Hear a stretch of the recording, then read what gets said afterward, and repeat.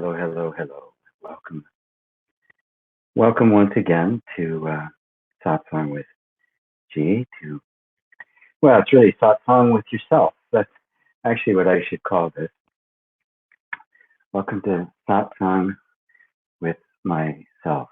It is it's a great privilege to be here. It's a wondrous thing to be able to do. And I just want to make sure everything's working. People are beginning to arrive. As you arrive, if you would be so kind as to just give me your name and where you might be tuning in from, and also if you're here for the very first time, so that I can keep track of things. I do like to just get onto my iPad for a quick second and make sure the sound and everything is working correct. Oops, I don't think it is. Actually, I know it isn't because I don't have the microphone on, so the sound will be very bad. All right, let's. I'll bet that sounds a whole lot better, huh? Sorry about that. Those of you who have joined me before may notice that things are a bit different. Yeah, I've been moving things around, getting ready to actually pack up and move, although I'm not quite sure where we're headed yet. So again, if you'd be so kind, where you're listening from in the I think this is there, in the queue there, in the chat. And if this is your first time visiting me with Satsang, that would also be really, really wonderful to know. Just trying to check things out here. Nope, that ain't gonna work. All right. So that I can know for a fact that you're all hearing me, that the sound is working. I don't think we're muted. Nope, we are not muted. And I'm sure that if you're not hearing me, somebody will eventually type it into the chat. There we go. Hi, G. John from Ireland, hearing loud and clear. Very good, John. Thank you. My pleasure. Laura, hi from Bristol, UK. I keep forgetting there is a slight delay when I ask the question. People respond. Dale from Massachusetts, hearing rumor shelter in place might come here tomorrow in Massachusetts. Oh, didn't know that. Does that mean I haven't heard that phrase before. Does shelter in place mean basically a lockdown? Nothing's open except for stores and grocery stores and your basic services. Ivalo from Bulgaria. Hello, good to have you here. Smaller crowd today. Usually by this time I've got 30 people or so. Not sure what's up. I certainly know people are inside. Nobody's out at some special event. That's for sure. David P. Hi, David. This is David from Los Angeles. So great to be with you today. Thank you. Great to be with all of you guys too. It's really wonderful that we get together and share our common experience. Dale says yes, correct. So it's a lockdown in Massachusetts. In Washington, they said they're not going to do that. So I have actually gone out and I did a live stream this morning from the Puget Sound. It's just a beautiful area that I like to go to. David says, namaste, good to be here. For me, audio is not good. I have difficulty to understand somehow. Is anybody else having a tough time hearing me? I can, if I have to, change the microphone. David says, during meditation yesterday and today, all was well in terms of sound. It's a completely different setup. Inner Aesthetics, hi from California. David and Elaine, hi and all from Southeast England. Hope everyone is well. Ape, hi from Germany, Ape 108. And Jonathan from South Wales in the UK. Glad to see you. Glad to join you all again. Wonderful, wonderful. Well, I called this particular edition of Satsang Don't Look Back. And at times like these, when our when our norm, our habit patterns get interrupted, there's a very strong impulse in us to want things to get back to the way they were. Internet says it's a bit more muffled today. Okay. Is everybody having that same experience? That's kind of strange. Push the gain up. Push the mains up. Push the volume a bit. Could be the cable. Could be the cable too. Here's what I do. Do this. Sorry if this blasts your ears. Hook it back up again and see if that fixes it. Sometimes the connections just aren't quite right. I will switch to a more funky set of headphones. Yes, it is. How about now? Now that I've kind of played with the wires a little bit. Also muddled for me. Okay, I'm going to switch to another set of headphones that I have. So if you'll be so kind as to give me a quick moment, let me just cut this off.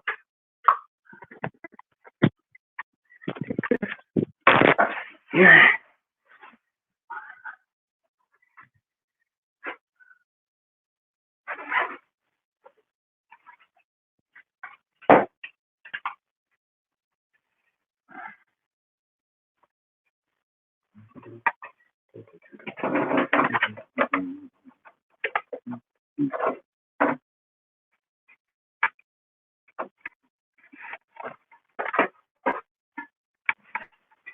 All right. Let's see.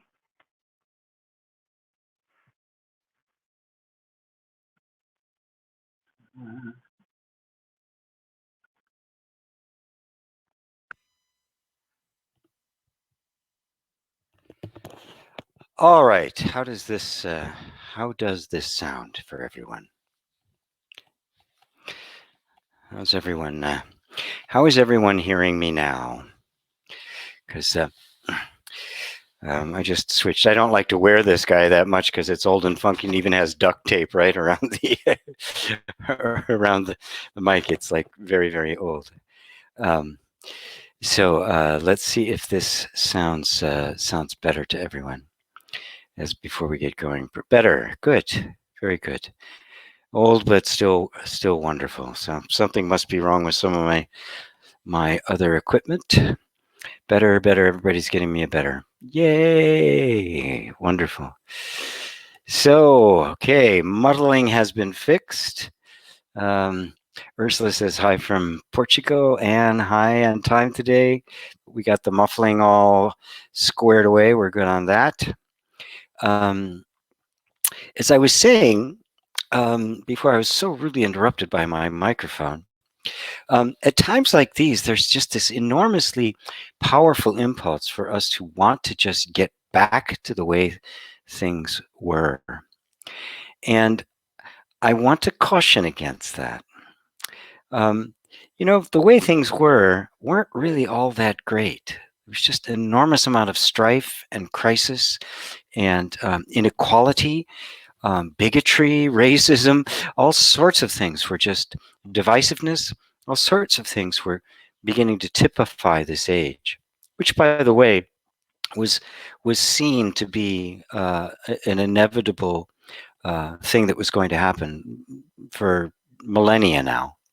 This is not like it's something new that's popped up. This kind of epoch change in consciousness has been seen to be for a very long time by very wise people and seers throughout the ages, that the entirety of human consciousness was going to go through an incredibly dramatic shift. It's really what Christ was referring to when he was talking about the end of the world. It wasn't the nonsense that people talk about today, and the rapture and the war in heaven and all these things. If you take them literally, if you take them symbolically, they're really quite representational.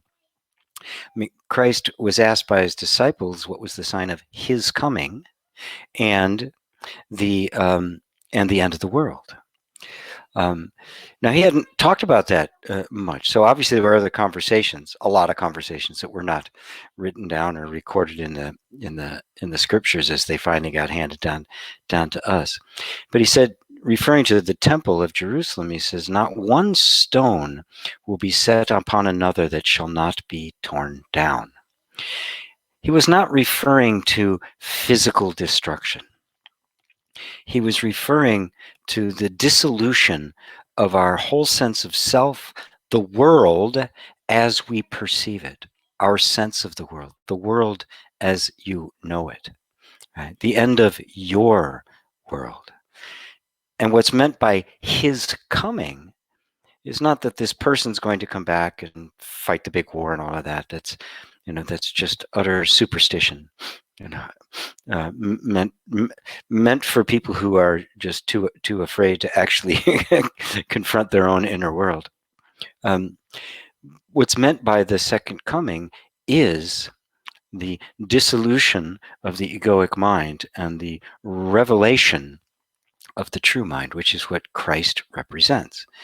The word Christ is Greek, and it means the anointed one, which means the one who is anointed, which means you.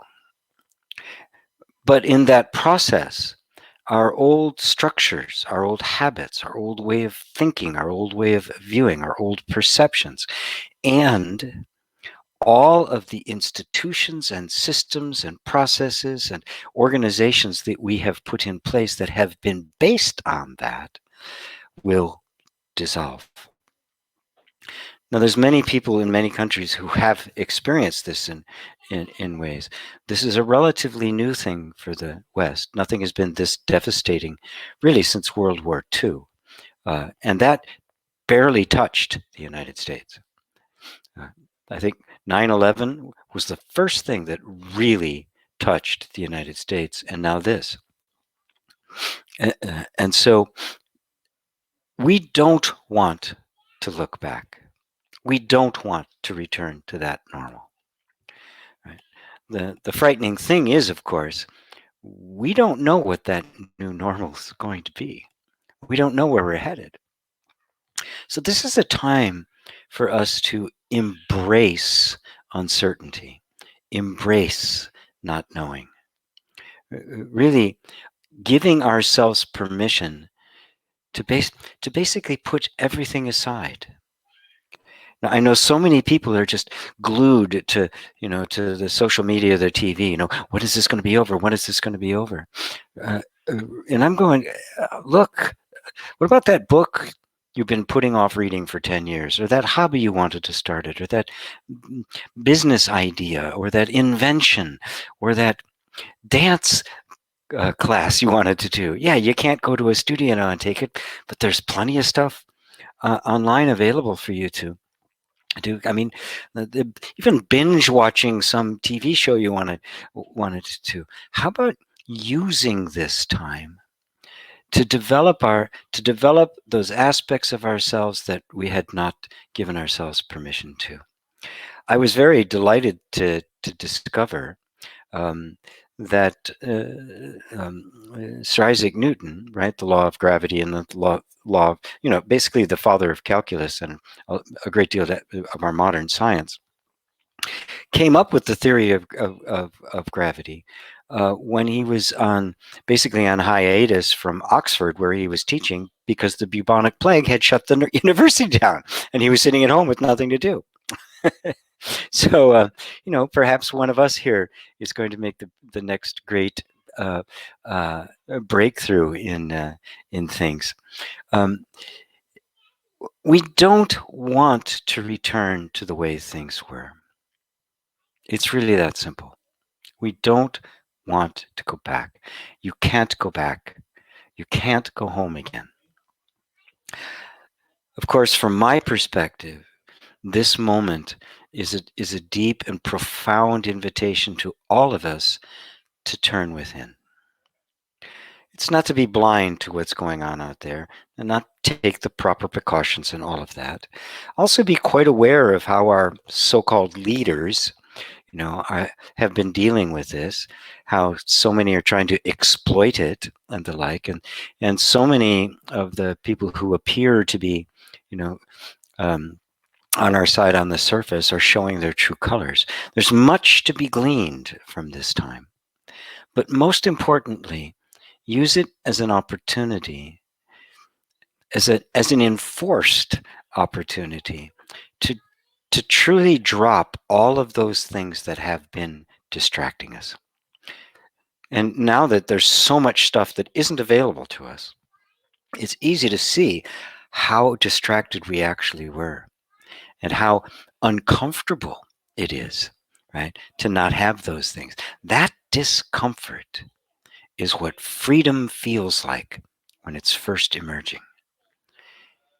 It will eventually feel quite expansive and beautiful and wonderful. But in the beginning, freedom feels like uncertainty, doubt, confusion, disorientation, being cut off from your habits. But it's not. That's not what it is at all. This is the invitation to walk away from all of the things that have kept us bound. And all of the things that have kept us bound have all been here. Nothing external has ever bound you. Nothing ever.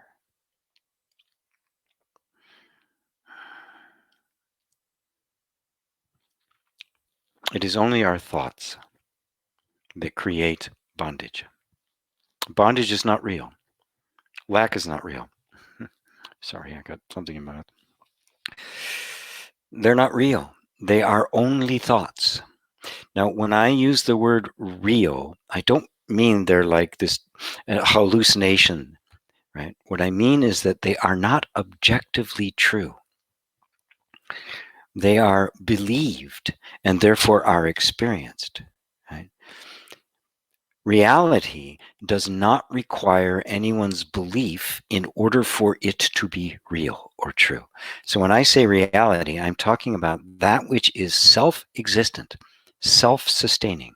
In other words, that which actually is, not what appears, not a perception of what appears, not an interpretation of what appears, not even an appearance itself, but the utter reality. The reflection in a mirror, no matter how true to the original, is not real. It's not who you are. It's only a reflection. Mistaking the reflection for the reality is the great ignorance that is at the root of human suffering. Which always gets us back to the same question. Who am I for real? What's the real me? The truth of me? And again, Christ put it beautifully. You shall know the truth, and the truth will set you free. Well, if the truth can set you free, it means the truth is you are free. Because something that is not true does not become true. A falsity never becomes a truth, and a truth never becomes a falsity. So if the truth can set you free, it means the truth is you are free now. Not sometime in the future, not when circumstances change, not when this quarantine is lifted, not when things get back to quote unquote normal, but now. This moment. Freedom is an internal reality, not an external condition. People mistake freedom, political and economic and all these kinds of freedoms, which are simply the appearance of freedom, for the actual genuine article. The real article is your own being.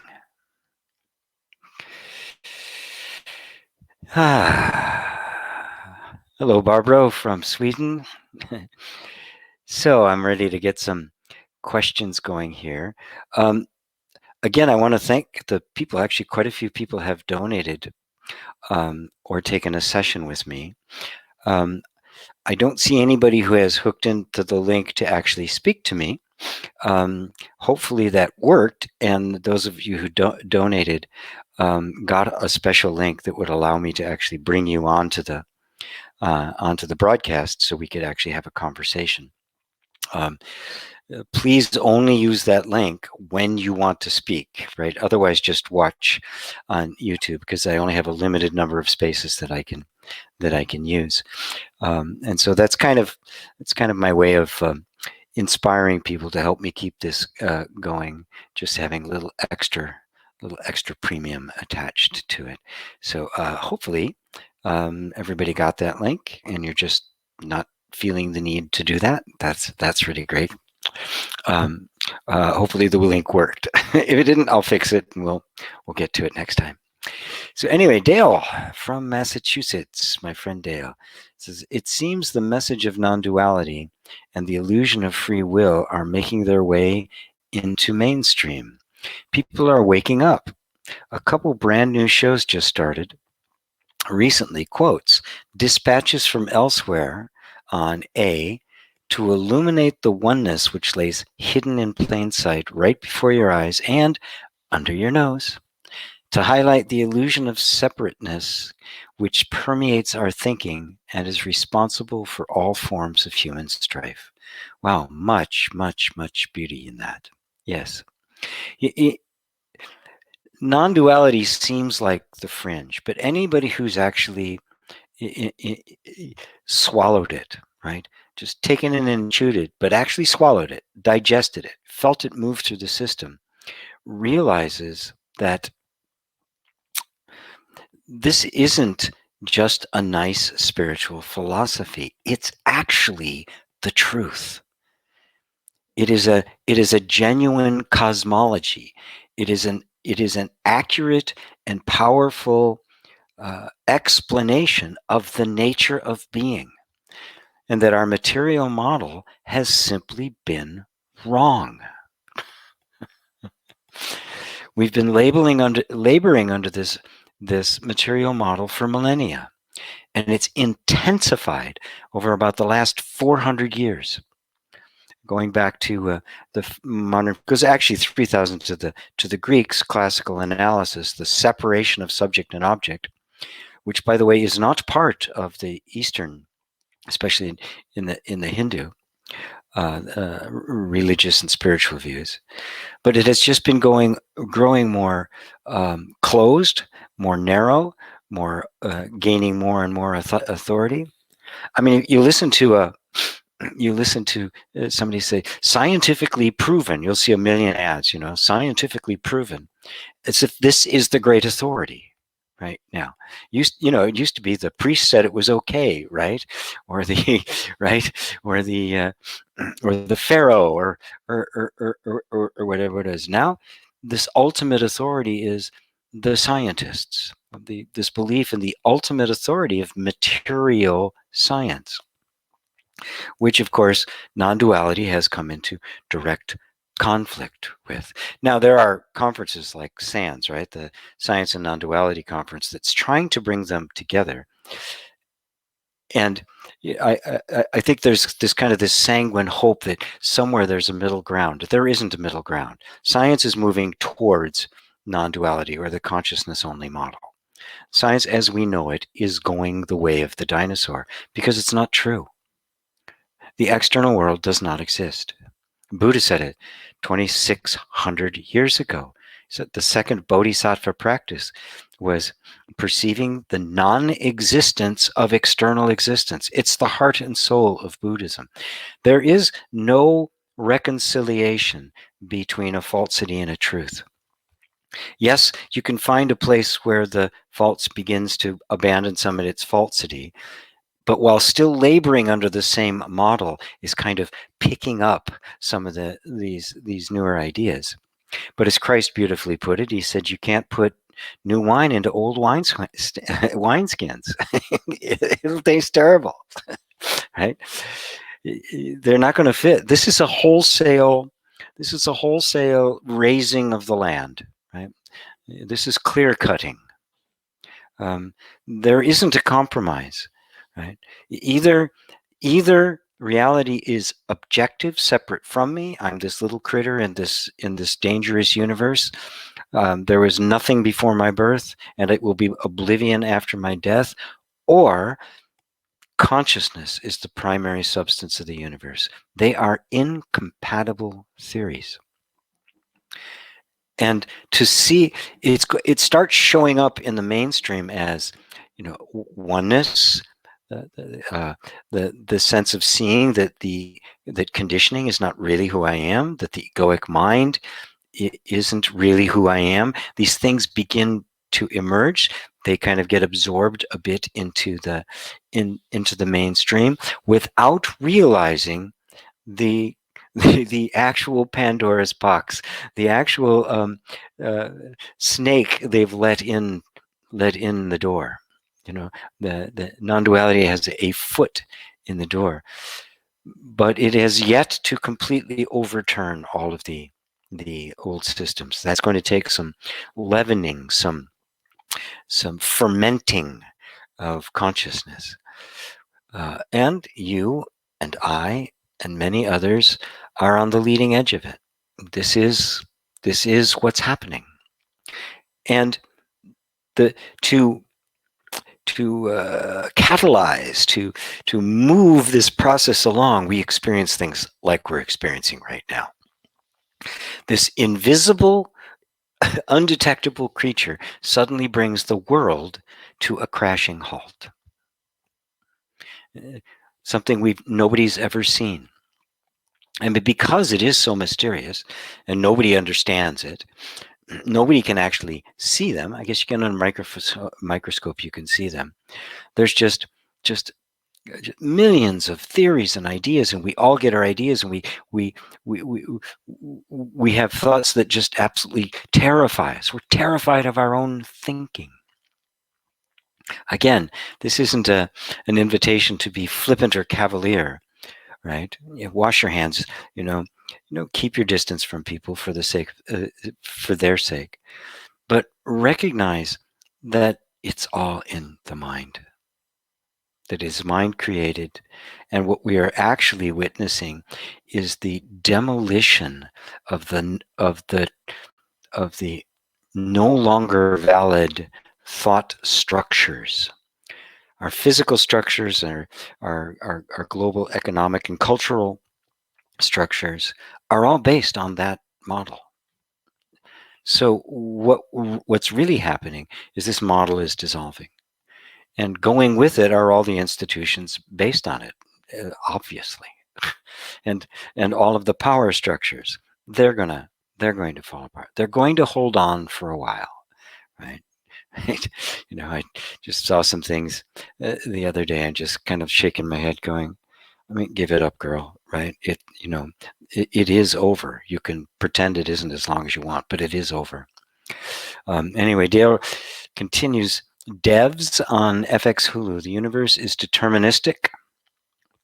An effect is always the result of a prior cause. The life we lead with all its apparent chaos is actually a life on tram lines, prescribed, undeviated, deterministic. I know it doesn't feel that way. We fall into illusion of free will because the tram lines are invisible. That's an interesting, yes. Determinism is an inevitable concomitant of materialism, right? And that is the leading scientific view. And so they'll take up the idea that there's no free will because you're nothing other than an automaton. Matter of fact, consciousness to the materialist doesn't even exist. It's an illusion. Of course, it begs the question, who's having the illusion? But they won't go there. They just refuse to believe anything can possibly exist that does not have a material structure. They cannot acknowledge the possibility that consciousness is something completely different, a completely altogether different substance. Right? It cannot be admitted by the material model, because the moment that happens, the entire superstructure of materialism collapses. So the only thing it can do is deny the existence of consciousness. Now that's strange, right? And it's absurd when you actually look at it. Consciousness denying the existence of consciousness, right? That this everything that has been deterministic. Everything is determined. Exactly what's happening now. Life, death. Everything is just this huge set of dominoes that are falling all over the place. Right. So it just happened that things just fell in such a way that these little atoms, this little blob of energy became this electron connected with all these electrons and then became hydrogen and heavier things, and all of a sudden, and it went from that to Beethoven's Ninth Symphony or Macbeth. Really? Or the Mona Lisa. Really? I mean, the leap of faith required to make that is so enormous that I find it laughable. I find it utterly laughable. As Terence McKenna, many of you are familiar with him, who died about 20 years ago.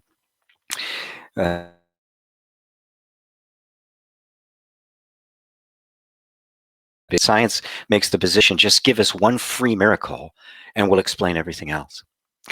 That one miracle is this completely inexplicable event called the Big Bang. Things just happened to just happened to cool at the right rate, and things just happened to come together in just the right way that we ended up self-aware beings. That, folks, is faith. That's not science. That's not objective. That's faith.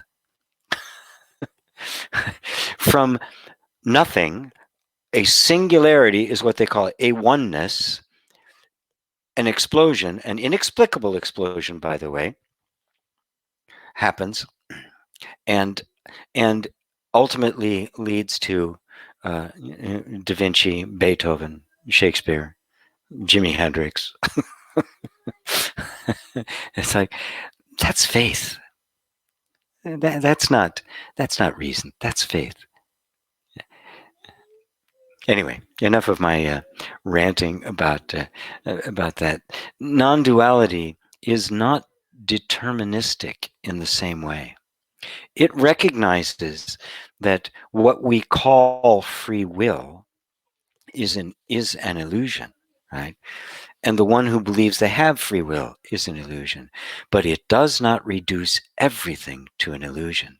It reduces the idea of a separate self to an illusion, but the one having the illusion must be real. I could be dreaming right now, right? So could you. You could be asleep on some other planet, and you're some being. When they fall asleep, their night happens to last 100 years. So when they fall asleep, they dream an entire lifetime every night. We could be that, right? You could, this entire thing in all of its detail could be a dream.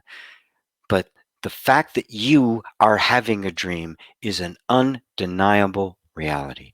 What you are experiencing could very well be total illusion. That you are experiencing is an absolute, undeniable, self-evident fact. There's something here. And all of the material theories and their faith put together cannot deny the obvious. There is something self-aware here. You can't tell me it's an illusion until you explain to me who's having the illusion. Okay? Something is real, and that something is you. You may not have any idea who you actually are. That you are is undeniable. That's where I start. That's where non-duality starts, at what is an undeniable, self-evident truth that requires nothing external to confirm it. Which means you might even call it a subjective science. Modern materialistic science is completely objective. Nothing is. All subjectivity has to be discarded.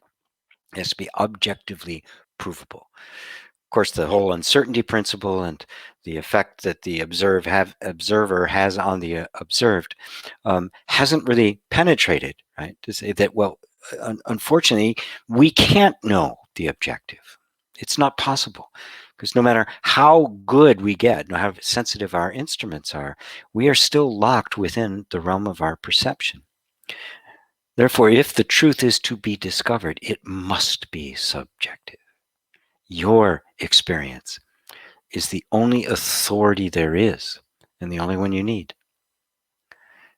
Coming to understand directly the nature of your own experience, that is what non-duality is all about.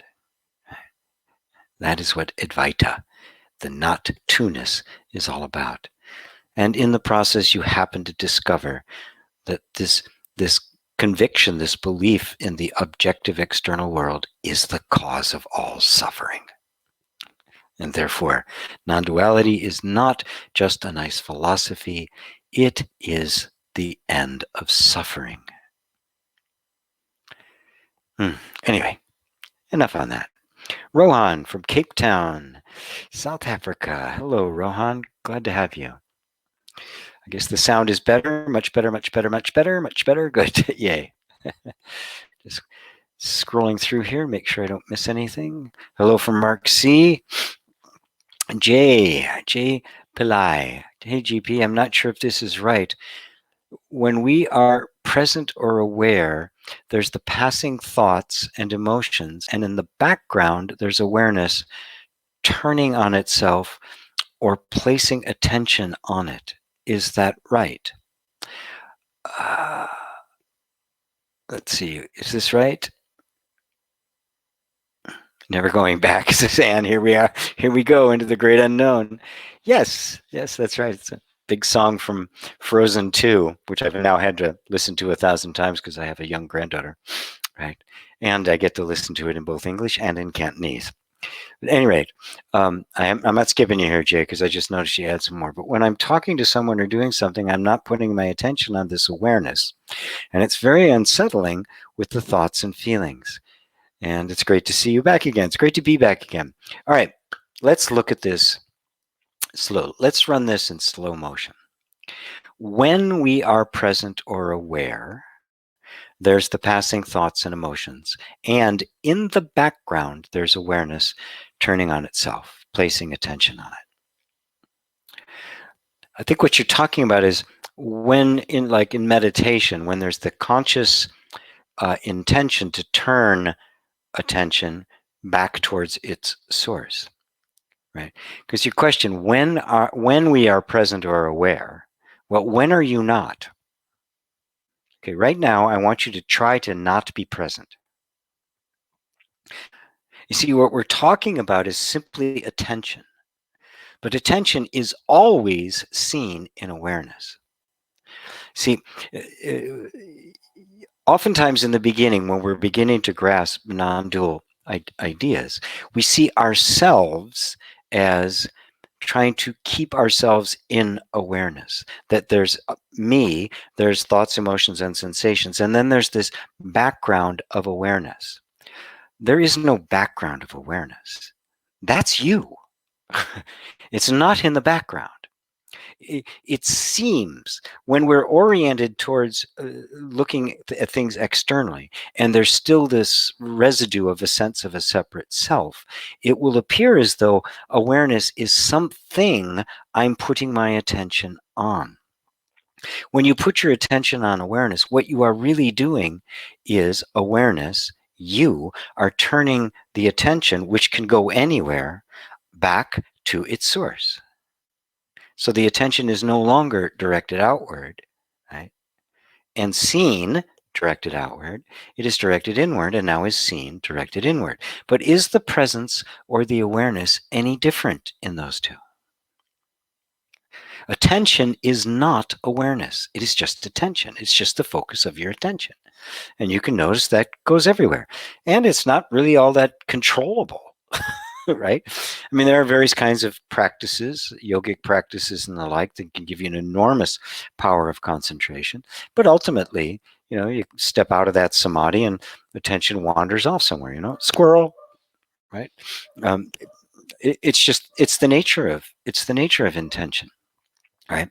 So the need here is to identify yourself not with something that is aware of awareness, but as the awareness. Because I mean, how can anything other than awareness be aware?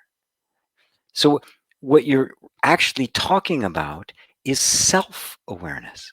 And when you recognize that that's what it is, that's self-realization, right? That you are that awareness. Now, when you're talking to someone, attention naturally and necessarily goes to that person, right? You don't want to sit there, they're talking at you, and you're just, right? Hey, wait, right? When you're having a conversation, when you're dealing with people, when you're, with loved ones, your lover, your friends, or your the people at work, or right here and right now, is this not all registering in awareness, right? So awareness is bigger than attention. Think of attention like a flashlight, right? And that flashlight is just revealing certain information, right? A focus of attention reveals, just basically picks and chooses stuff out of this infinite field of potential, which you would have to do. Otherwise, it would be just cacophony, right? It'd be just this barrage of information.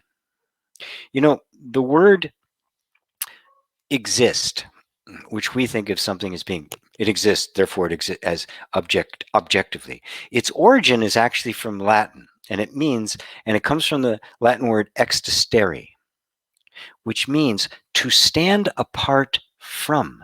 It doesn't mean come into existence as an objective reality.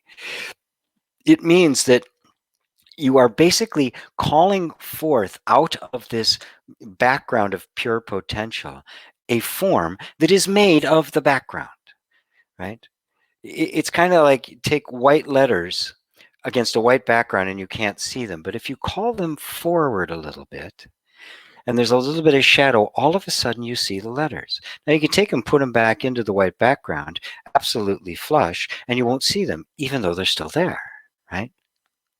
It's like, I don't know if you've ever seen the Netflix logo, right? And it's really interesting because that's all it is. It is just a form, just the shadow, no lines, right? So to exist means to be called forth. And everything works like that. All of manifestation, all of creation is simply something being pulled forth out of the infinite potential where everything already exists. But it doesn't exist as a thing. It doesn't exist as a thing until it's called forth from the background. Now, all of that is to say that that is what attention does. That's all it does, but it can only operate because it is appearing in the larger infinite expanse of the awareness of it. Without awareness, there's no attention. And the act of looking inward is simply taking attention, removing it from the apparent external. It's not really external, right? Where it is engaged in calling forth stuff from this field of potential. It turns around in an attempt to put its attention on its own source. That's what we call meditation. Right? So whenever you're in meditation and you've withdrawn from thought, emotion, and sensation, as anybody's done meditations with me, that's what I always do, and you're just back at this sense of being, and you're consciously aware of it, right? That sense of being is the real you, and the attention is on it. Now, to truly become self-realized, you realize that that's there, whether the attention is focused there or not. Matter of fact, if it wasn't there, there'd be no awareness of your attention. Nothing could come in or go out of existence. Right? That is another level of self-realization that does not require confirmation or even attention to substantiate it. It's simply this realization that that is what I always am. And sometimes that awareness is aware of a universe, and sometimes it's aware of pure emptiness. Nisargadatta put it beautifully. He referred to it as a door. And in one direction, the door opens to all of creation, universes upon universes, but the door swings in the other way into the infinite, which is the emptiness.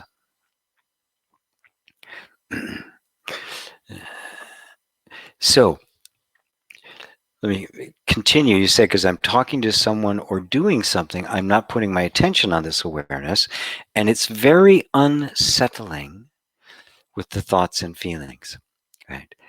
That's simply because you need to basically deepen your understanding. That's all. That's all that's required.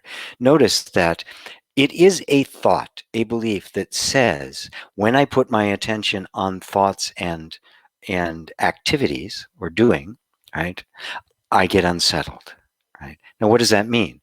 All it means is that you are feeling, and not just you're engaged with thoughts, and therefore you're feeling the world, you're feeling energy move. Why is that unsettling? It's only unsettling because there's a thought that says it's unsettling, and that thought justifies itself by saying, well, I'm not calm. I'm not the self right now. I'm something else. I'm not in my pure awareness because I'm not experiencing calmness. You are pure awareness whether you're experiencing calmness or not. Right? The object of non-dual meditation is not to get to this state where you're always feeling calm. It's to transcend the opposites of calm and agitated. It is deeper than both. It is transcendent of all opposites. Therefore, you are always looking from the very same place, whether you are experiencing enormous upheaval and inner disturbance or total peace. Now, the more you realize that, the more and more these disturbances will not touch you. They'll be there, but they'll be like a radio playing in the other room. It's like, yeah, it's there, but so what? There'll be just this sense of equanimity. You won't try to be stopping emotional responses. You won't be able to stop doing. The only reason why consciousness manifested a form was to experience the opposites. And not just to experience one side, but to experience what was possible to be experienced. Consciousness exploring the infinite range of its own nature. And its own nature made manifest is the yin-yang. It is the world of opposites. It's the ups and downs, the male and female. All of the various kinds of components, that the dark and the light that make experience possible is being experienced by that which is beyond opposites. You are beyond that. So the object here is not to somehow get to this permanent state of always being calm. It's to go beyond that. It's totally beyond. Right? The ultimate wisdom is beyond the opposites. So that means when you're agitated, when these things come up, there's no real disturbance going on. It just passes through. Nothing to connect to, nothing. It's just kind of it, you know? If you get irritated about somebody, so what? Right? If you make a story out of it, you'll believe that somehow you've been cut off. But how can you be cut off from what you actually are? The idea that somehow we're supposed to get to this state of perfect omness has been sought by yogis, but even the greatest yogi can't maintain it. Nobody can. You're not supposed to. You're supposed to simply be who you are and recognize that everything else is simply appearing. That is self-realization. And that brings a completely different level of contentment and stillness and peace. It's a peace that is there against the background of even chaos. It's happiness that's there in the background of even total misery and grief. It is a sense of abundance and completeness that's there even in the most dire deprivation. It is unmoved by any of that. And that is who you actually are. That is the real you. The real you enjoying the experience. Does that answer it for you, Jay? Long-winded answer. A little long-winded today, but that's the way it is. Sean the Humble. I love that name. That's great. Hello, G. Great to see you. Thank you for your tremendously powerful meditations. I'm in Bunny, Scotland, and the wise words, let's hope this virus changes the old ways for good. It's all part of the revolution. Amen, brother. Amen. And you're very welcome. Those of you who might be knowing it, I am kind of spontaneously popping up on YouTube and Facebook to just lead meditation, answer a few questions, but for the most part to just do my part to be constantly bringing us back to this place of equanimity, to the place of the true stillness, the true ananda, the true happiness, because that's also the place of creative power. It is from there that the resolution to all these problems will be seen, and the resolution will always be an awakening of consciousness, never a return. We don't want to return to what didn't work. Duh. Right? So, thank you, Sean the Humble. Chris Skills, hello, my buddy. Hello,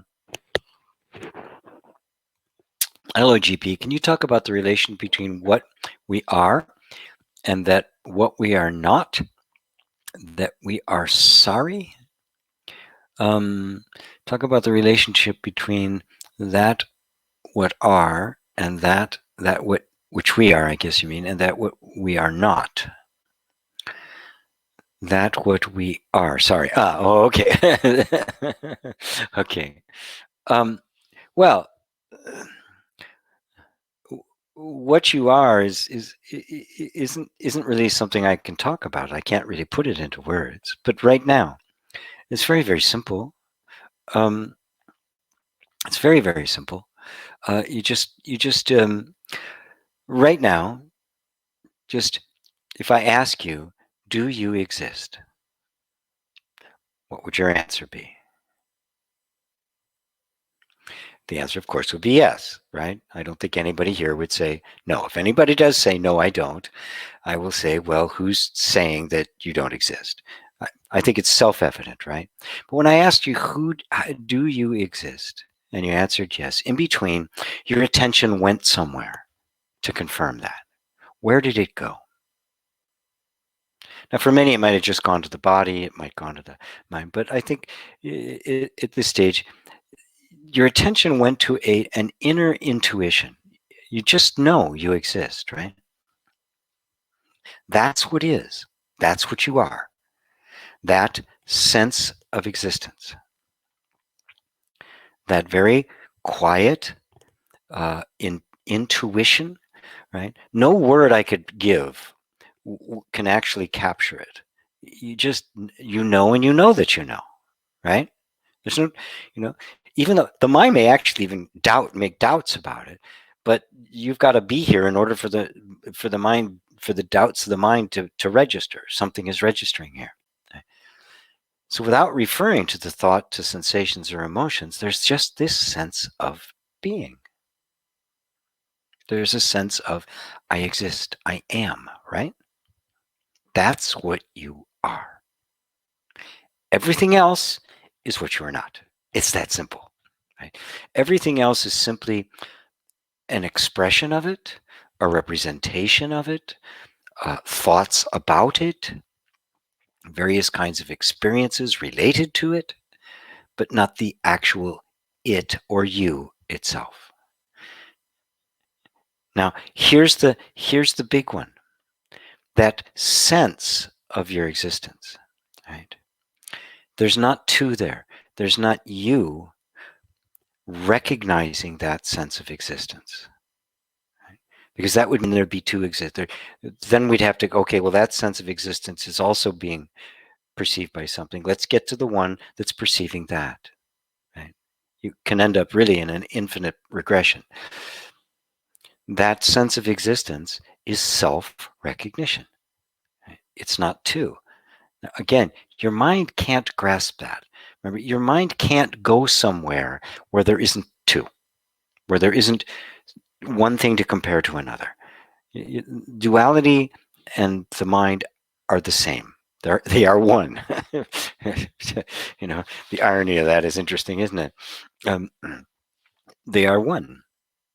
You cannot, the mind cannot grasp anything beyond some object, and every object needs to have at least have a background against which it can be contrasted.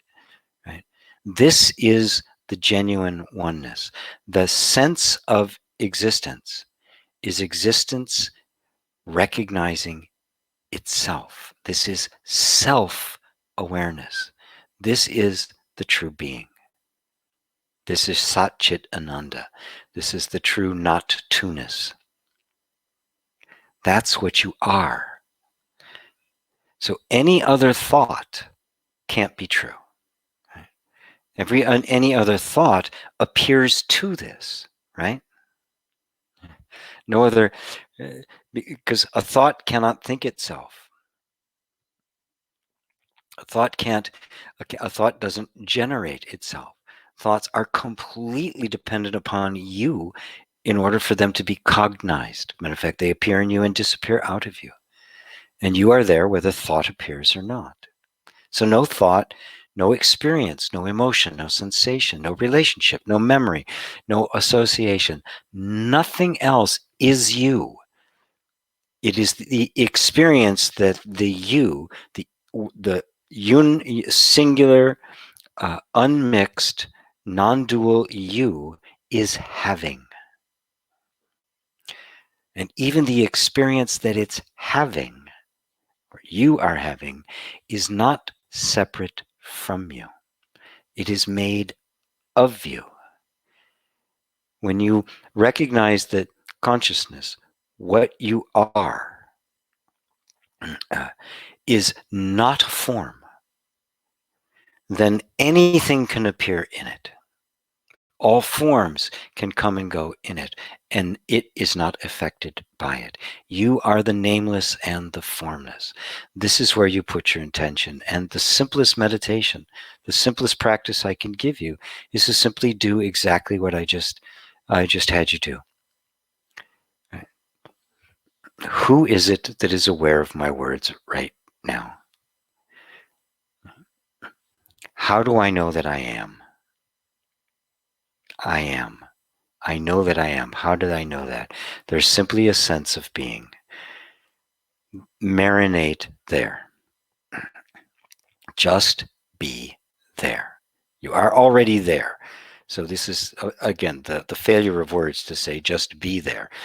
What that means is let your attention rest there. Right? When you can. When you can't, your attention goes out. Don't worry about it. Don't make any big deal out of it, because you're simply dealing with the effect. You're dealing with what appears, not with what is. When your attention is on the sense of being, you are with what is, or the isness, as Muji likes to put it. Does that answer it for you?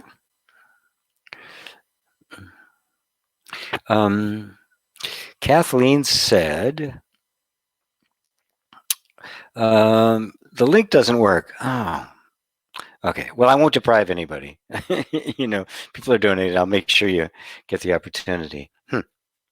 I will have to check those out. I did check them, and they all did appear to work, but this is a new system. I'm sure I've done something wrong. Ava said the same thing. So I apologize for that. You won't be. I will make it work in some way. Technology. Anyway, let's see. What did 8108 say? This is what science often does. They confuse the model with the actual thing. Yeah, that's all we deal with is models. I mean, nobody's seen an atom. You can't see it. It's not. There's nothing there to see. So it's a model. It's a mathematical model. There's something that is behaving in a particular way, and there's just this idea that this thing that's behaving in this way is some kind of a material structure, some material processes, some kind of energy from the Big Bang, right? It just as easily be simply an aspect of consciousness functioning, could it not? Right? so so yes, don't mistake the map for the territory. And that is what science does. They mistake the model for the reality. Models are great. They're very useful. I'm teaching a whole class on the chakras now, and the chakras are a model, right? They're not a reality. There are no spinning things there. They are a model of consciousness. They're there to give insight into the aspect of you which is in fact invisible, because consciousness is not tangible in the same way. It must be approached through metaphor and story and simile and art and pointers, because it can't be seen directly. You cannot see the self directly. Right? That's why just to get back to what Chris was saying, that is what is not. Anything that represents it is not it. It is a model of it. It is a pointer to it, but the it itself cannot be seen. You cannot be yourself. Excuse me, you cannot know yourself as one thing knows another. You can only be yourself. And that being and the knowing are one. The knowing that you are is the being that you are. And that also is the Ananda, which is the joy of being. So, thank you guys for checking it. I'm sorry if it. I'm sorry about the link. I'll get on it.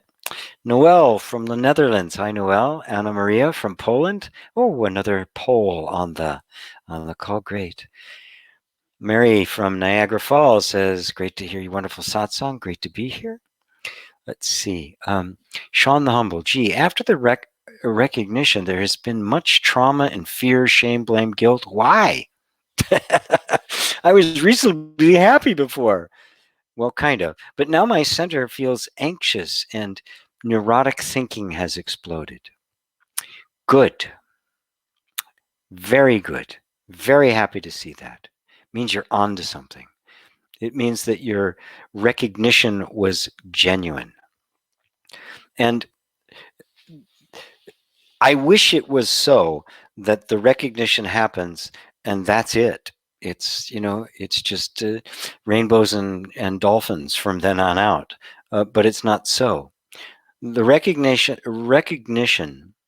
a deep recognition of non-dual truth sets in motion the dissolution of everything that you have been living that isn't true. Remember, we've spent lifetimes acting out people and persons that we were not, identified with the appearance, giving life to an imaginary self that we never were. Lifetimes we've been doing that. There's a bit of momentum behind that. So what happens when a recognition takes place? Well, the layers of bullshit begin to come off. I've seen some people who are just really, really nice people suddenly going off on people, angry, bitter. It's like, that's because this was all under the surface and the happy face was just suppressing it. It wasn't, you're pretending it wasn't there. It's there. So what's underneath? Trauma, fear, shame, blame, guilt. Why? Because that's the nature of the separate self. And the only way to be completely free of it is that it all comes to the surface, like this huge burp, like this huge vomit. And you're just burping up all of the stuff that is now has been dislodged right? And has been, and is now beginning to float through the air. It's like, you've taken a couple rocks out of a blocked river, and now the water's beginning to push the rest of those rocks out of the way. And at first it can feel chaotic, it can feel disorienting, it can feel maddening. It feels like, what the hell just happened to me? But the trauma, the fear, the shame, the blame, and the guilt. All right. Pay very close attention. There's identification with those that has kept them in place and also kept them suppressed, right? Yes, we all suffer with. The moment there's this sense of being a separate self, fear and shame arise. That was the Garden of Eden, right? What was the first thing that happened to Adam and Eve, right? They felt fear and shame. Why did you hide? I was ashamed. I mean, that's the beauty of that story. It's illustrating what happens when that sense of identification with form takes place. There's the fear of lack, there's the fear of death, and then there's shame and guilt, and all sorts of things begin to arise to the surface. Here's the deal. To whom are they arising? When they come up with force, like your neurotic thinking and the like, and it feels like the core of your being is nothing but anxiety, right? This is where the rubber meets the road for you. This is where your experience becomes deepened, deeply deepened, right? It is no longer theoretical for you, right? Where are you in that? Is this turmoil, the anxiety, the neurotic thinking, the guilt? Which side of the lens are they on? Are they you, or are they something simply exploding into your perception? Where are you in this? This is the question. Ramana Maharshi would ask that all the time. To whom are these things appearing? And you go, well, to me. Well, who are you? Are you that guilt? Or is that just a bunch of thoughts and feelings that you're experiencing? Are you the shame, the blame, the fear? Are those you? Do they define you? Or are they simply an experience that's being had? Now, if no new story arises like, oh, why is this happening to me, right? All they will be is the experience of fear, blame, guilt. It will arise. What meaning does it have? None. Fear, I'm feeling fear. What does that mean? It means you're feeling fear. No story, no interpretation, put nothing on top of it. Don't say, oh, that means I didn't get it. The recognition wasn't real. Or I've got to retrench. I've got to work harder. It doesn't mean anything. It simply means that door got opened, that Pandora's box got opened, and this crap started coming up. That's all it means. Do not pay any attention to it. I know of one person who had an enormously dramatic awakening spontaneously. She was an American living in Paris, and just one day getting off the bus, boom, it happened spontaneously out of nowhere. Well, it seemed that way. I mean, who knows what her life was like, but it happened. But in the wake of that, for the next 12 years, she was actually in a constant state of anxiety. Now, here she is. She's wide awake, right? Right? She's not her body. She knows it. She's conscious and she knows it. And there was constant agitation, constant anxiety, constant fear. And it went on for years. She talked to teachers and the like, and nobody really had any answer for her. Or she wasn't ready to hear the answer. I'm not really sure which, right? I mean, we're talking the deepest kind of recognition. Finally, she visited a Zen master, and she told him what was happening, and this was going on, and what to do.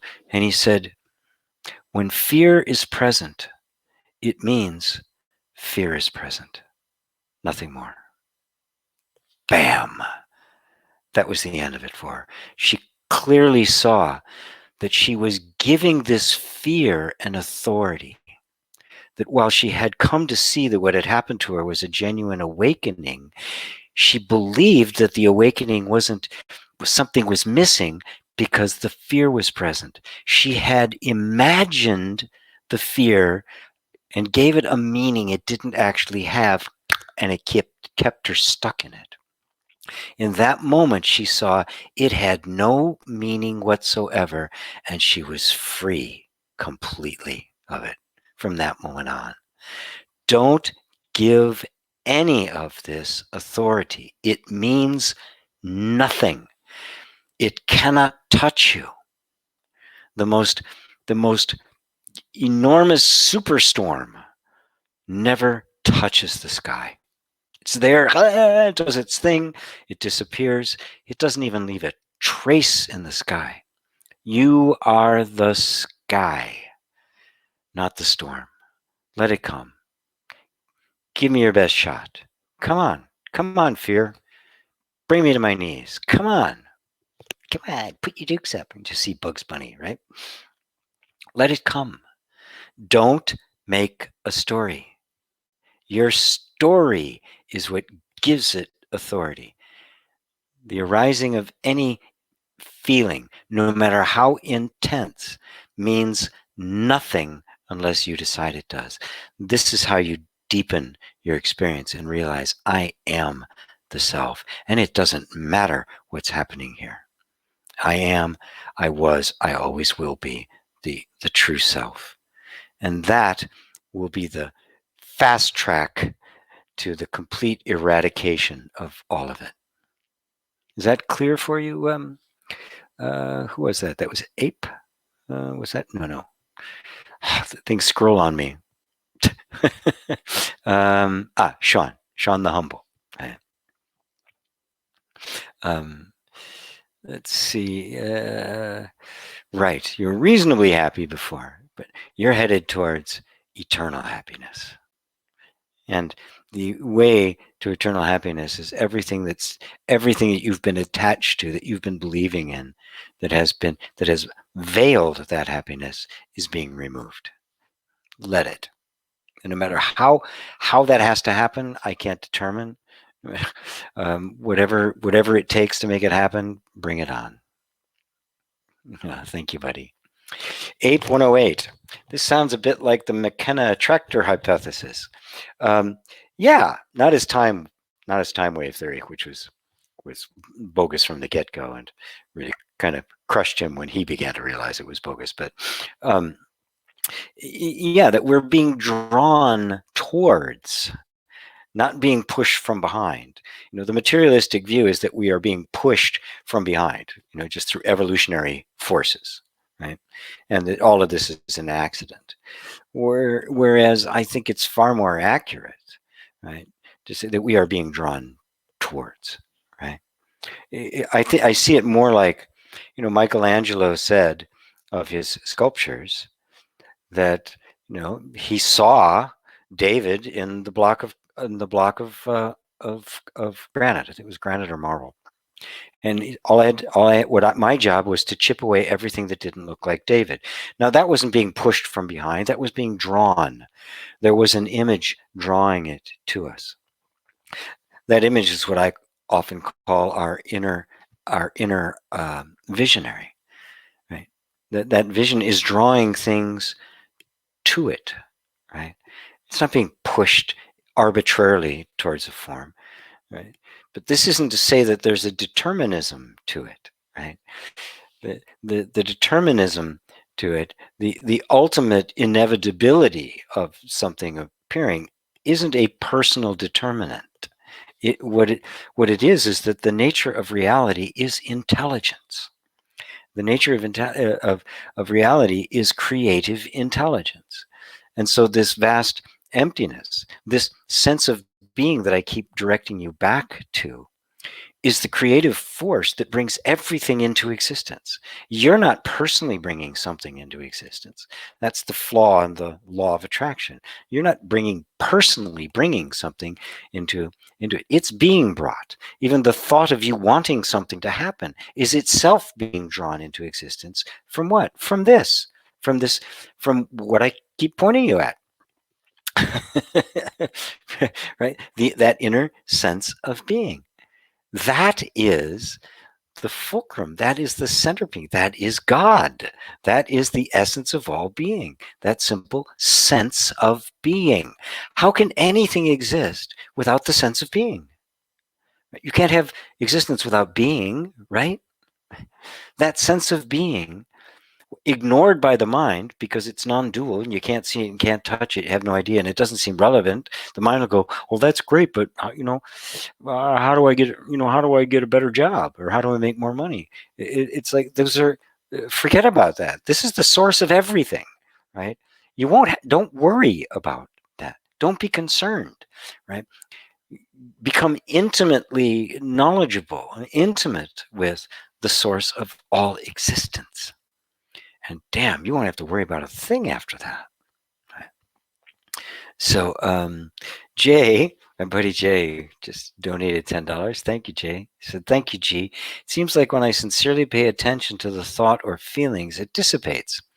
And what's there, which is awareness, is revealed again. Yes, awareness revealed to who? To awareness. Don't think of yourself as someone to whom awareness is revealing itself. You are that awareness, simply aware of yourself. And sometimes that attention goes outward, sometimes it goes inward. In either case, you are always that. When you know that you are always that, it doesn't matter where your attention goes, right? And that infinite peace becomes constant. So, thank you, buddy.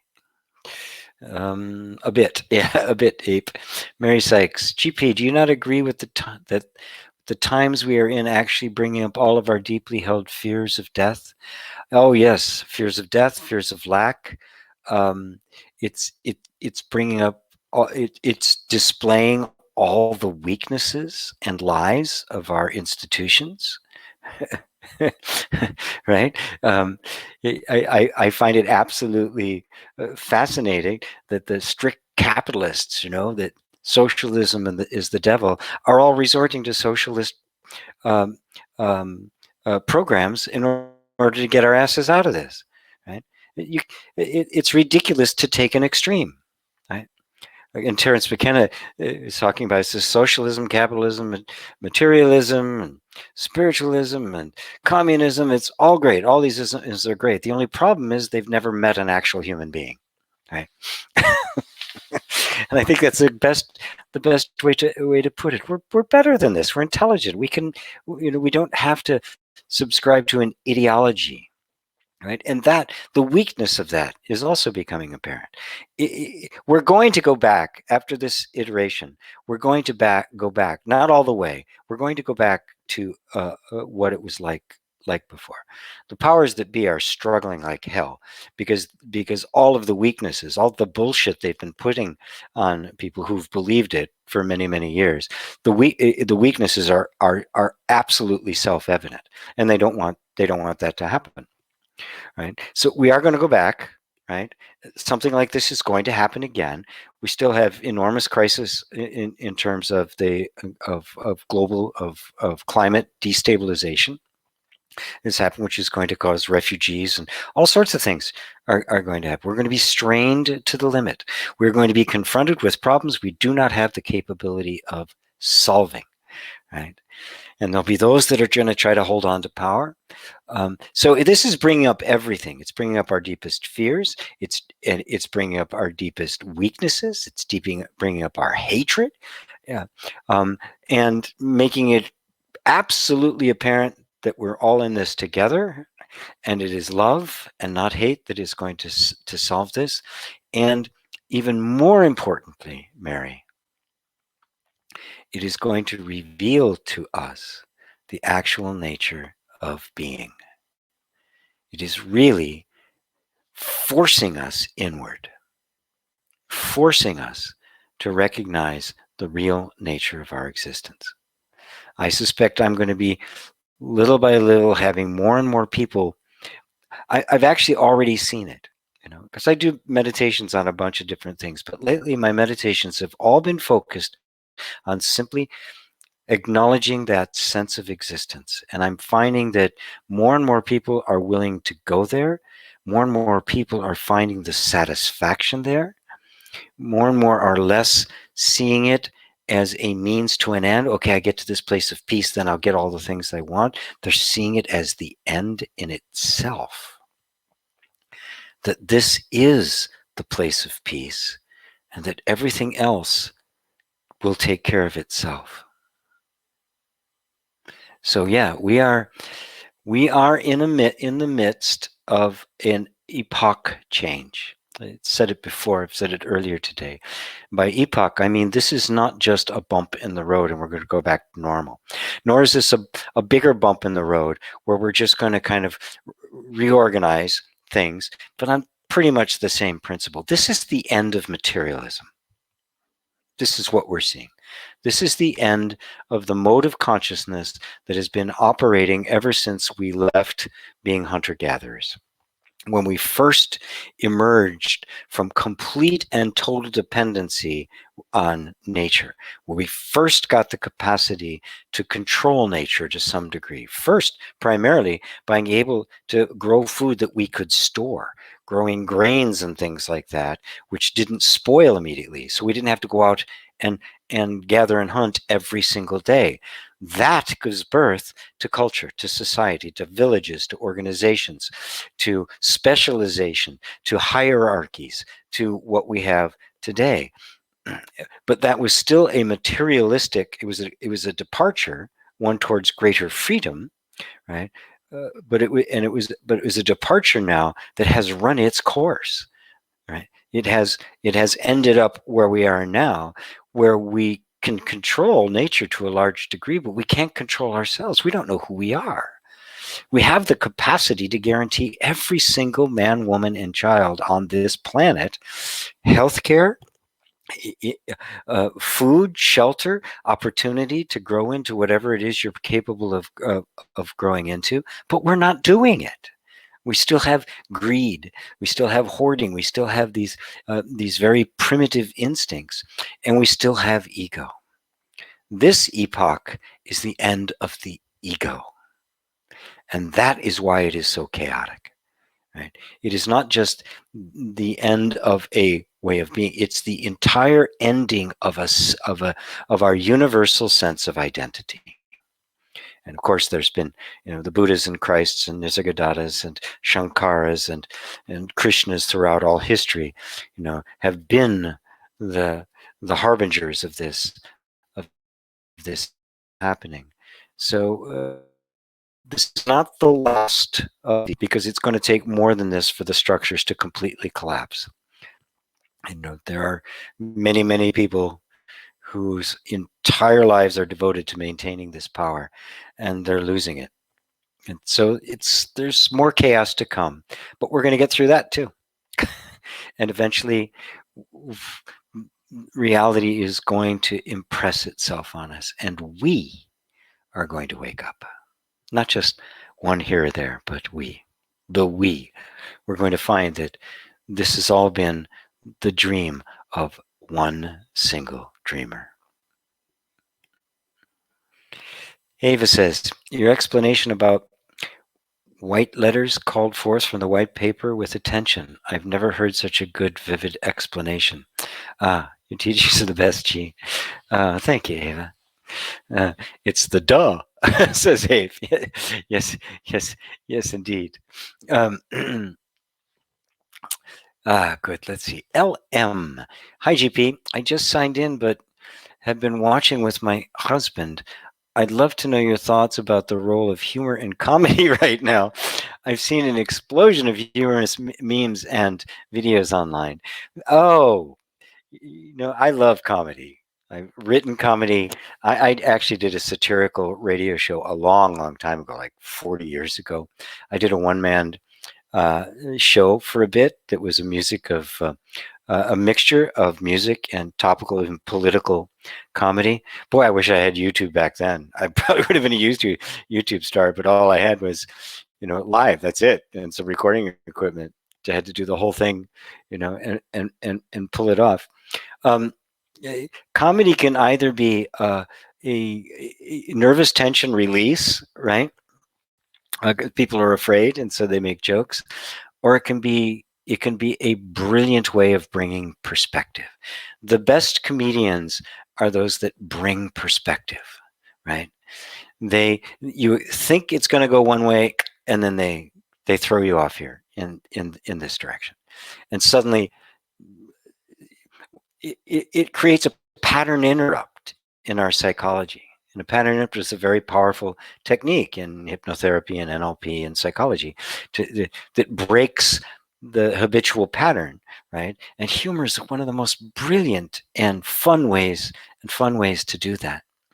I've gone through some of the social media stuff, and I got to say, some of the stuff is downright funny. I mean, I've read some things that have been absolutely hysterical. A lot of political humor, because our so-called leaders are showing that they're really just in it for themselves. It was just revealed in the U.S. a bunch of the senators, Democratic and Republican, their first response to the information they would get is to sell their stock before they started taking care of the problem. I mean, that's reprehensible. These guys should not only lose their job. I mean, we should bring back public hangings, right? Or people in stockades. That would be better. Yeah, I don't want to kill them off. Put them in stockades in the town square. That's an appropriate thing for this. In the midst of this, right? In the midst of this international difficulty with people struggling all over the place, and the first thing these guys think about is their stock portfolio. They have no business running a country. None whatsoever, and their names are easily found out. It's easy to find out who they are. I mean, the I don't want to be political on here, but the only one of all of the political candidates for president who has actually done something, raised money for working people and the like is Bernie Sanders. He's the only one that's done anything. The other guys disappeared, right? Completely disappeared. Trump lied about it for 3 months, hoping it would just go away, like everything does for him, right? So, so these guys need to be made fun of. I mean, I love political satire, political humor. I saw a beautiful cartoon the other day of it was a town, and the entire town is on fire except the bank, and all the firemen are standing around the bank putting water on it. So it wouldn't everything else is being leveled, right? But what do? We bail out old industries, trillions. I mean, literally trillions of dollars that you and I have to pay, right, to save industries that are dying, uh, right, to save the stock prices of the rich. Please give me humor. Give me biting humor. Give me George Carlin humor or Bill Hicks humor. I absolutely love Bill Hicks humor. Right? It can be dark and nasty. It's genuine. So the role of humor in comedy is to bring light. Right? It doesn't have to be nice, mind you. Right? Not light isn't always nice and gentle and pretty and rosebuds kind of thing. It could be very pointed and right in your face. So God bless us. Let us have humor, satirical, biting. I don't have a problem showing up hypocrites for who they are. It's actually for their own good. I'm not trying to hurt anybody. I'm not trying to make those people, into evil. I'm just trying to expose it. They need to see it too. They're not conscious. Nobody who's actually conscious, who has empathy and a heart, is going to check their stock portfolio when they know we're about to enter into one of the worst crises our country's ever faced. Right? No human being does that. You have to be reptilian right? Your heart has to be so closed that your first response is, take care of me, right? And you're in public office. So anyway, enough of that. Please, humor. You see really good humor, post it on Facebook, right? See some cartoon that's really pointed and really brings and really brings the message. Post it. Yeah, it. Humor is like story, right? I love to tell stories, and because stories are far more powerful of making a point than just facts. 10 times more. The studies that have done have been very fascinating. That the same information presented as just facts, like nonfiction kind of facts, um, uh, is well, and that same information told as a story, it's 10 times more like it's 10 times more effective in terms of understanding it, and it's sinking in permanently when it comes as a story than it's just a fact. That's why it is we are storytelling beings, and have been from the beginning. Stories can say more, and humor's like that. Humor is a story. Humor is an invitation into seeing your life through very different eyes, and through those eyes, somehow, suddenly, it's like, oh, it's brilliant. So Mary Sykes says, so thank you, Jay. And thanks for the donation. I really do appreciate it. Mary says, so GP, we cannot say we have a higher self and a lower self, or a small self versus a bigger self. No, there's only one self. How many selves do you need? right, right. When people say that, what they're really referring to is their person, the sense of identity, the sense of a separate self that they've identified with. And now, identified with this, there seems like this bigger self. It seems like the inspiration or intuition or wisdom is coming from this other place. That identification is what gave rise to the idea of God, right? That there was this other being that somehow was feeding me, telling me stuff and informing me, and the like. And it seems that way if I'm identified with my mind. But the whole thrust of non-duality is that apparent separation isn't real. That the voice that's speaking is you. That's the real you. And that consciousness, the sense of I am, has simply identified with form, and so that inspiration appears to be coming from someplace else, when in fact it isn't. And so we get this sense of having a higher self as opposed to my lower self. In fact, there is no lower self. There is only the higher self. The lower self is an illusion. It's an imagination. It is like a cartoon character. It doesn't really exist. It is made completely of conditioning and isn't actually a reality in and of itself. When we identify and believe in anything, it gets called up from the background, and it appears as if it's an actual entity in existence. It isn't. Any more than Luke Skywalker is a real thing. The person you take yourself to be is not who you are. You are the self. And there's only one of us. So, yes. But now, depending on who I'm talking to, some people will talk about their higher self, and I will engage with them on that level, because the idea of seeing that higher self isn't actually a higher self, it's the real self, it's the only self, it's the actual nature of consciousness. For some, it's just a little bit too much of a stretch, so don't go there.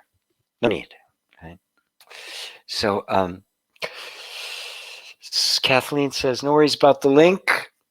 I did want to let you know, though, I appreciate chat. Chat is working good. Yes. Great. The seeing, and then Jay says, the seeing just dissipates that energy. Yes, exactly. Right? And the energy may completely dissipate and just completely disappear. The thing that sustains the energy of the experience, and why it would seem to be difficult or a struggle or anxiety or anything like that, the thing that sustains it is our attention on it and our belief in it. No form is self-sustained. Our attention on self, our belief in a separate self, is the only thing that maintains the separate self. There is no separate self, right? It is simply a collection of conditioned patterns, patterns of thought, emotion, and sensation that we have projected a person onto. And now imagine that there's a sentient being there. There isn't. There's only the functioning of life and energy. When you see that, there's nothing, that energy has nothing left to sustain it, and it eventually just kind of goes. Now the habit energy of identification is going to recur, right? That's a vasana. It's the repository consciousness. It's much deeper than just this life. It's all of it. It's every life you've ever had, and every life anyone has ever had, right? Which is why it could come up again. You just do oh, there it is again. If it doesn't get your belief in it, doesn't get your attention, it comes up, falls away, and eventually it doesn't come up anymore because there's nothing left for it to get. There's no energy for it to feed on, and that's it. That's all it has. It doesn't have self-existence. Only you have self-existence. That's why my redundancy in always bringing you back into the sense of your own being. That is what is. Everything else is an appearance of that.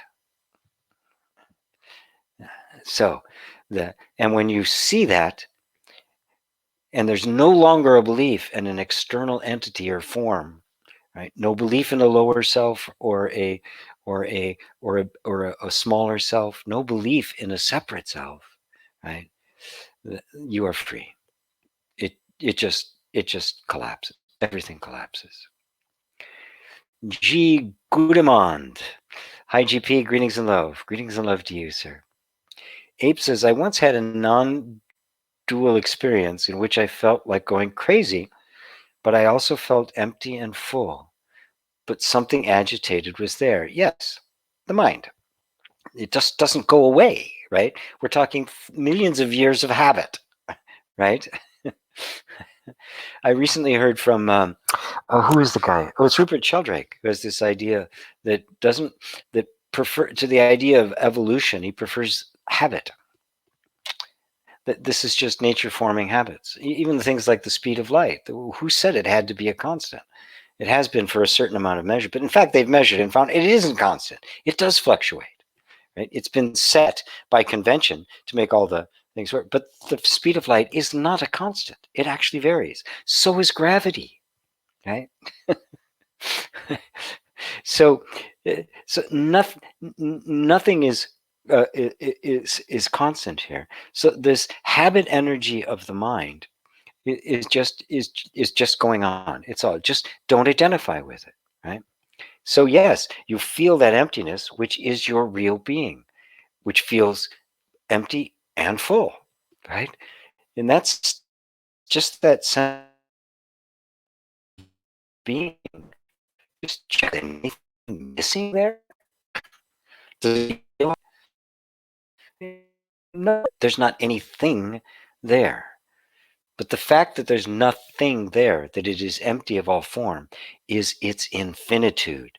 That is what makes an infinite, inexhaustible supply of form possible.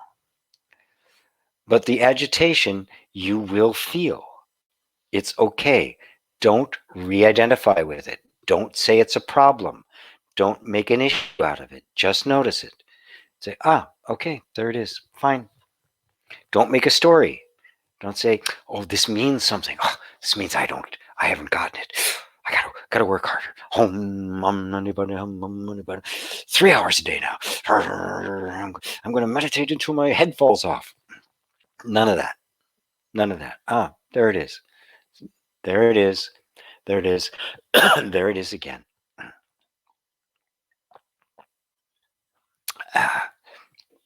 So you didn't have a non-dual experience.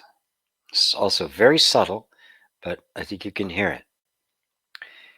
You experienced yourself. Matter of fact, what is called a non-dual experience is from the point of view of somebody having an experience. There isn't anybody having an experience. Right? The non-dual experience is simply being yourself with no experience. Nothing is being experienced. Pure being, which doesn't experience itself. It is itself. Notice, experience is I'm experiencing something. There's a duality, a very subtle duality there, isn't there? And experience is always made of thought, emotion, and sensation. Always. That's all there is to it. Right? So the non-dual experience is really the direct experience of yourself. That is the non-dual realization. That is awareness, knowing awareness. Awareness, aware of being aware. What arises then is the separate sense of a self saying, I had an experience. That I isn't real. It is just a thought. Is that clear? Ape or ape, perhaps that's how you pronounce it. Kind of funny. I don't want to call you ape, right? Chris Skills, I know that manifestation is the activity of consciousness, GP, but it takes time to really understand this, that everything is the flow of the self and only self. Yeah, it's okay if it takes time, fine, right?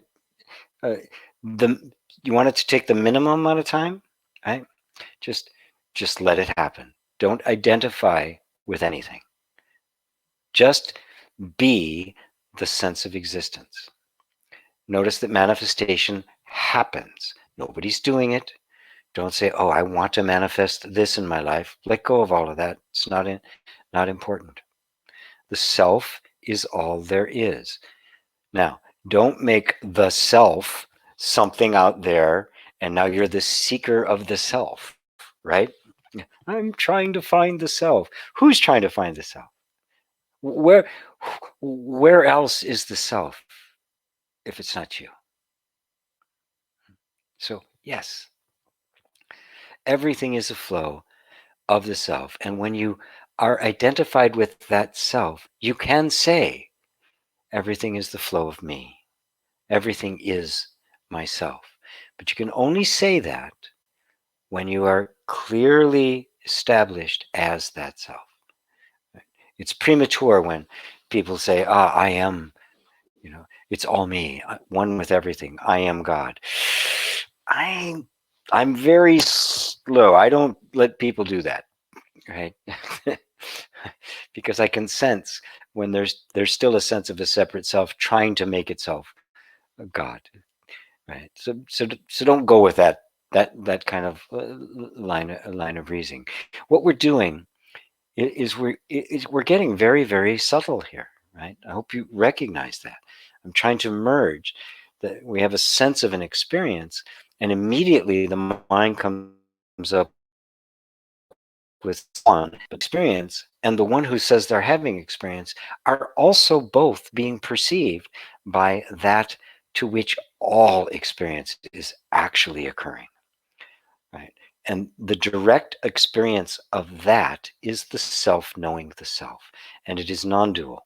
I can only point to it. I can't even talk about it. Although that's all I do all day, every day is talk about it. Nonetheless, I can't really, right? I know every day when I get up, I'm going to fail at my job. I don't care. I keep doing it. So anyway, Jay says, yes, I am is who I am. Can't explain it any other way. Yep. Yeah, you can't. And the fact that you can't, and you just kind of go, that's a sign you actually got it. Right? So, Ape says, do you mean this literal? Uh, I'm not sure what you're referring to, Ape. Sorry. Let me look back here. What's the duality in which I get like gone crazy, but also feel empty and full? I'm not exactly sure what you're referring to when you say literal. You weren't literally going crazy. No, the mind is already crazy because the mind has no center. When the mind loses its center, it goes crazy. And awakening is the mind losing it. The separate self is no longer the center, the organizing or center of the of all of the conditioned patterns. Right. So it's going to be a little unstable until it begins to reorganize around the true self, which is you. Mary agrees on George Carlin. Somebody else says Doug Stanhope. Stanhope. I love Doug Stanhope. Some other guy, James Acercoff or something like that. This English guy, absolutely brilliantly historical. A lot of really great. We should have a little. Should set up a site just for our favorite comedians.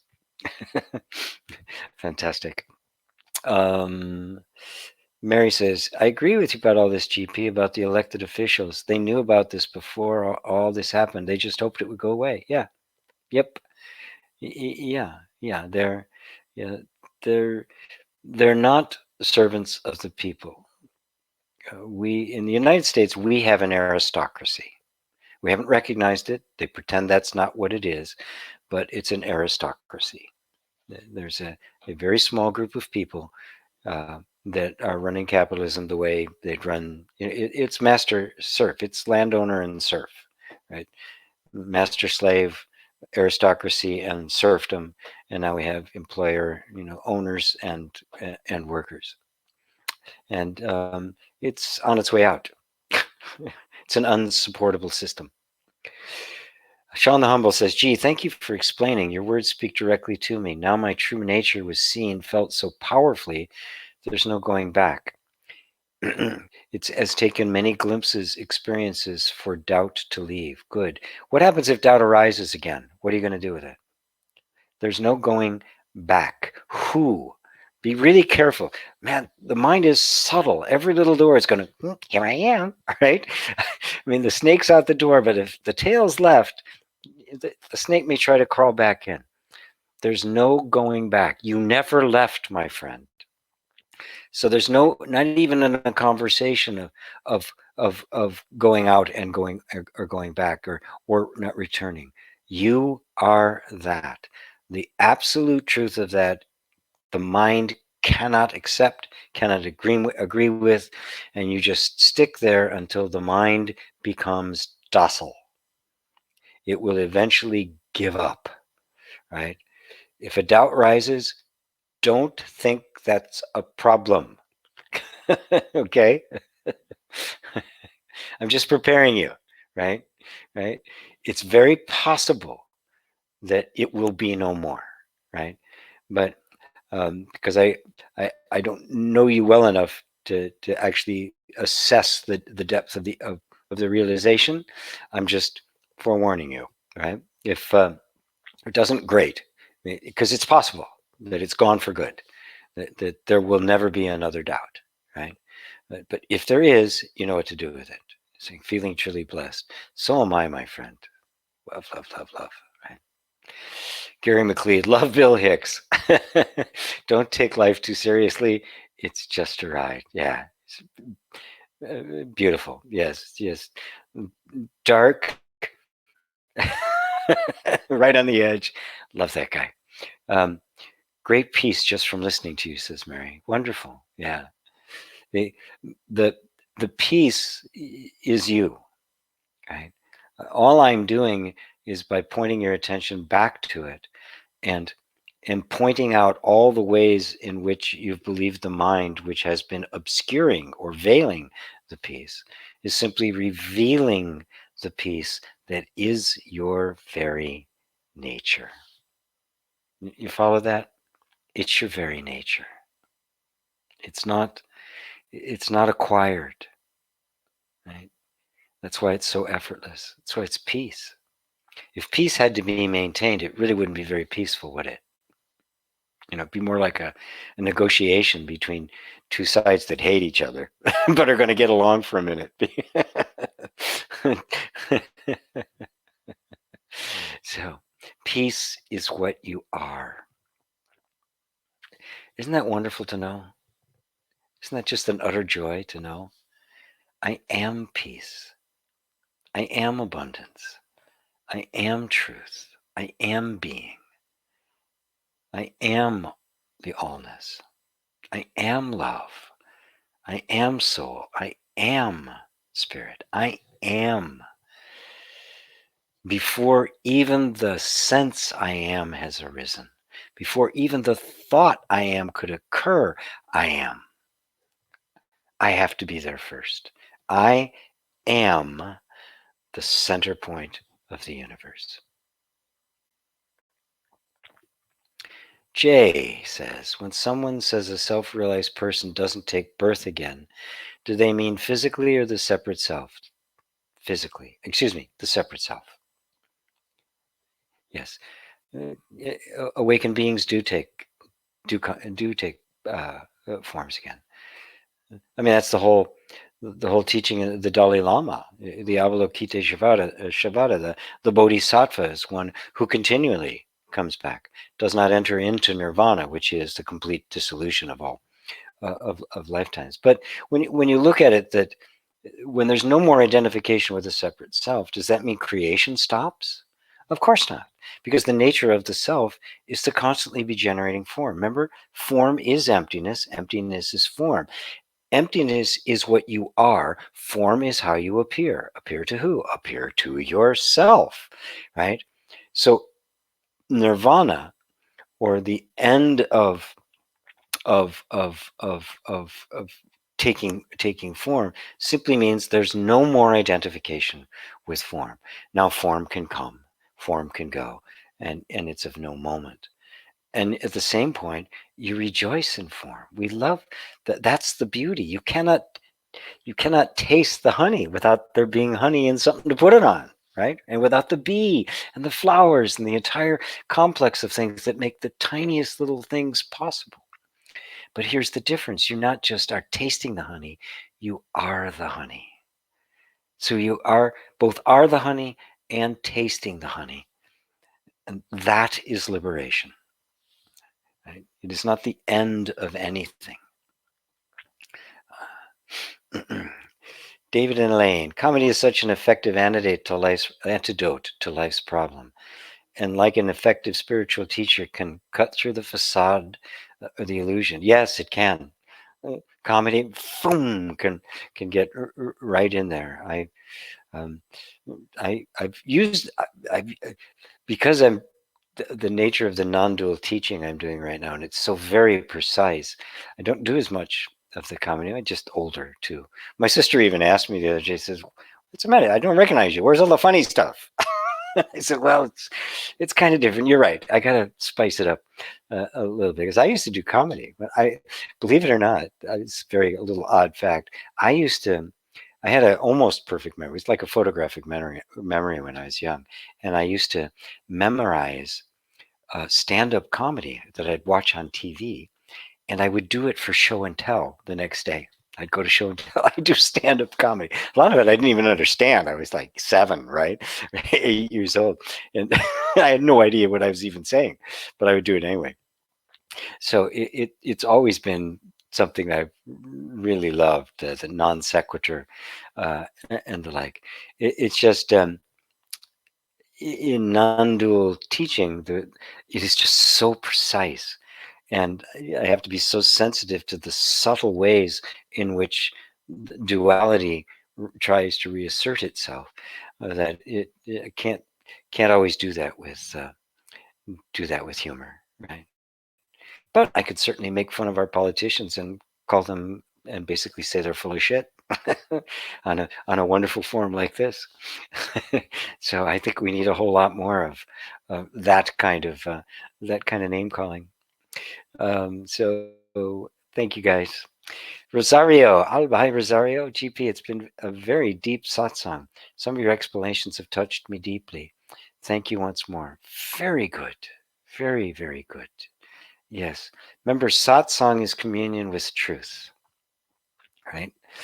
Which means that it is a direct experience of the truth of you, right? The truth of you. We're not talking about some abstract truth. There's you, and then there's a truth that somehow you know, right? That's the duality, and materialism is based on that. This is the truth of you, which means it's the truth knowing itself. This is the total mystery of it. Truth knowing itself, awareness aware of itself, gives birth to the universe.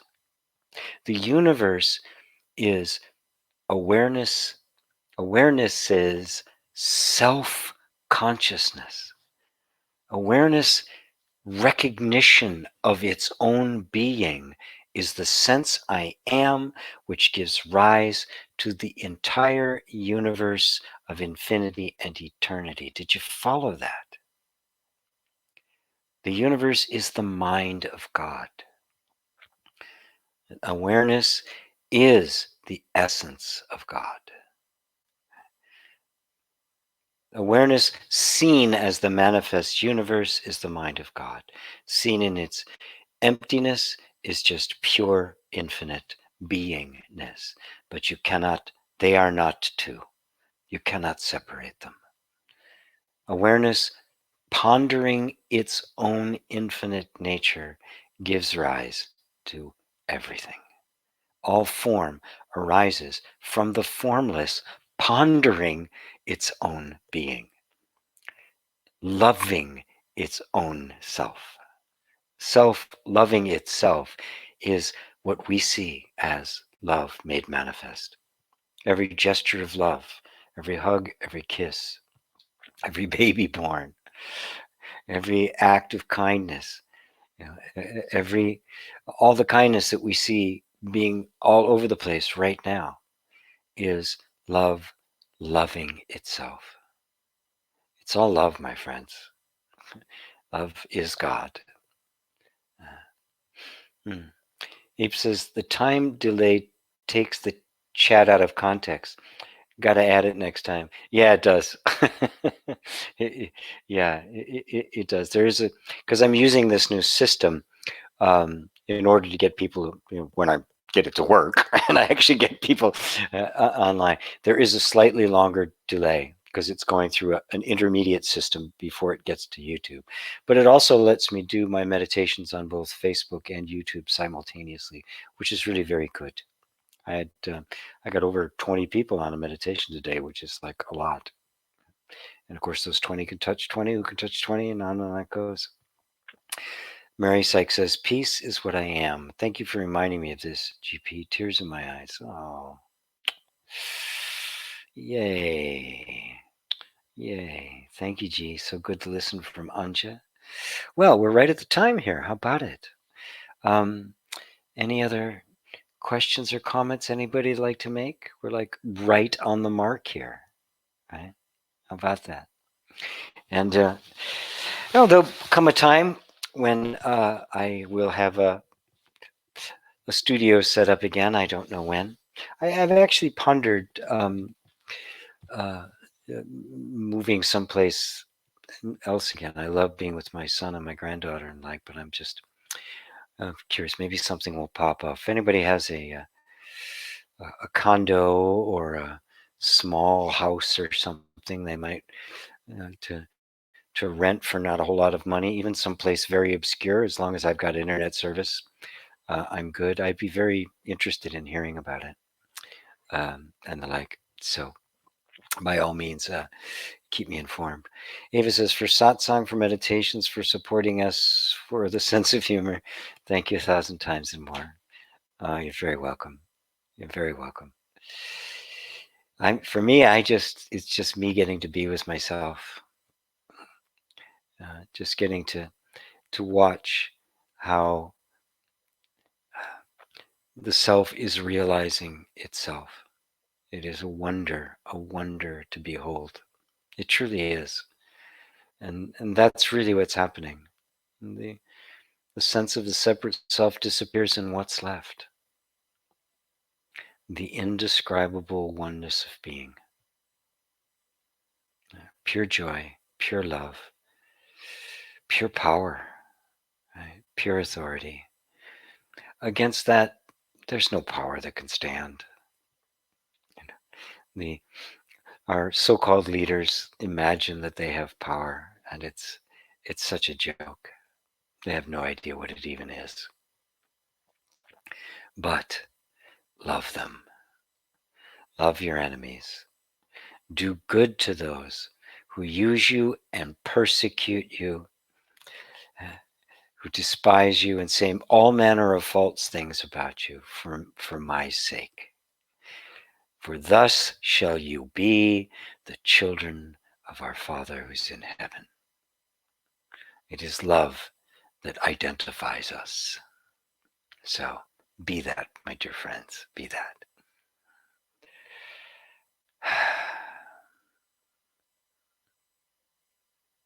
Love you all. Namaste.